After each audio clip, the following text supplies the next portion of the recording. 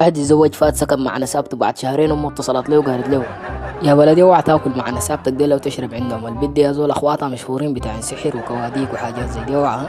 قال لها يوم انت قايل ولدك عبير ولا شنو؟ اخواتها دي انا ولا قاعد اشتبك معاهم ولا اي حاجه، عشان كده قاعد اغسل لهم واكل لهم وبقش لهم الحوش اي حاجه، ما داير معاهم اي مشاكل. حتى الزباله دي تطلع عليهم يعني ما بيقدروا بيعملوا لي اي حاجه. امه قالت له يا ولدي انت حمار وده ما السحر ذات وتاني ما باقي الا دعوس ليه.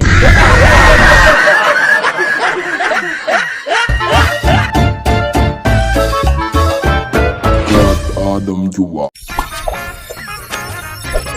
يا والله في راجل معرس كده لحم الناس الحين يكونوا لامين قادمين يشوفوا اي زول هذول بيجروا بيشوف له اتجاه.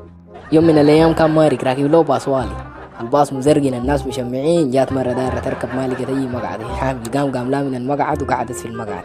بعد شوية الراكب جنب المرة قام نزل، هو قام قعد في المقعد، قام قال للمرة ما شاء الله بطنك كبيرة ان شاء الله تيماني يا مرة. قالت له يعني عجباك اكلم لك راجلي اعمل لك واحدة زيها؟ قام سكت ساكت. قال له هو يا السكوت علامة الرضا. عاين كده لقى ركاب البص جد قاعد يعاين له، عاين للمرة كده بل نطب الشباك طوال.